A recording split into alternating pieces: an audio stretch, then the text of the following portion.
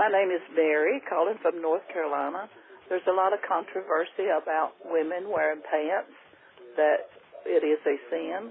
Could you tell us about that? Thank you. Mary, thank you for calling in with your question. Stephen, apparently Mary's been told that women wearing pants is a sin. What does the Bible say about women wearing pants? Well, the Bible doesn't address pants per se, but it does address apparel. The Apostle Paul, in fact, spent some time talking about what it looks like to properly dress. He writes to Timothy in 1 Timothy chapter 1 and verse 9, "Likewise, I want women to adorn themselves with proper clothing, modestly and discreetly." And then he adds this, "not with braided hair." And again, that's kind of an interesting statement, Scott, when you consider. So we have to go back into culture to understand why this would be a prohibition. And we can fairly quickly discern as we study the history of the first century that the prostitutes often braided their hair to expose their bare back. So what Paul is doing is essentially telling women not to dress like prostitutes. And that's going to change from culture to culture. That's going to change from generation to generation.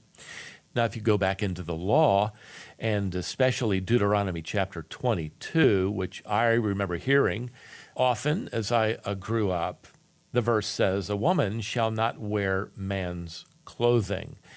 And perhaps Mary has heard a reference to this particular text. Again, we have to go back into the culture of these early days to try to answer the question, what does it mean for a woman to wear a man's clothing? What was a man's clothing? Well, consider the fact that both men and women were wearing robes. No one was wearing pants. Pants wasn't the issue. It was a robe. So there had to be a distinction between a masculine or a man's robe and a woman's robe or a feminine robe. And we would know that this would relate to the design of the collar. This would relate to the use of a belt and even the material in a belt. And it would also relate to fabric. The feminine gowns were more finely woven and typically more interestingly or beautifully designed. So, Stephen, even though men and women were wearing clothing that was similar in style, it was distinct enough that there was a woman's version and a man's version of this robe or gown. Right. So if we go back to this text and the prohibition in Deuteronomy chapter 2 and verse 5, and by the way, typically I've heard the first part of this verse read, but not the second part of the verse read. So let me read the entire verse. "A woman shall not wear man's clothing, nor shall a man put on a woman's clothing. For whoever does these things is an abomination to the Lord your God." So we typically hear references related to a woman not wearing pants. Is there such a thing as a female version of slacks or pants? Certainly. And a man is going to wear them.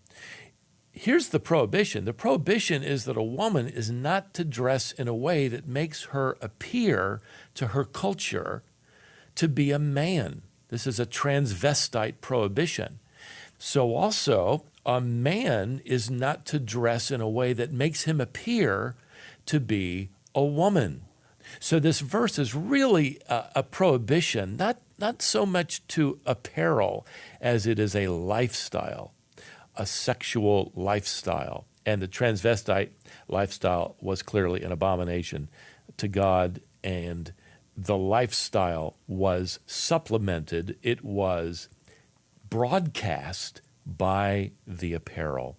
So keep in mind here, whatever context you're in, whatever culture you're in, you should be modest, you should be feminine as a woman or masculine as a man. And Stephen, pardon me for interrupting you, but I also think it's significant, the point that you made that this is cultural.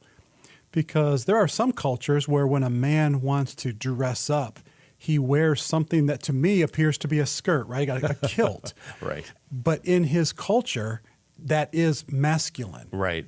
That's what men wear. Sure. The Scottish individuals, their traditional gown would have a man in a kilt. In fact, one of our professors at Shepherd Seminary graduated from a graduate school, got his PhD in Scotland. And so when he processes with all of us, we're wearing these long robes, which again goes back to Great Britain in those early days when they kept themselves warm in those German cathedrals. And that's where it comes from. And he's wearing a skirt. And of course, we always give him a hard time, with that skirt. Yeah. But at any rate, that's a traditional apparel. He's not attempting to look like a woman in that case. Right. I think where it gets gray and fuzzy is Paul's prohibition to be modest and how that can be defined in terms of modest apparel for women and certainly for men. Let's not leave men out of this either.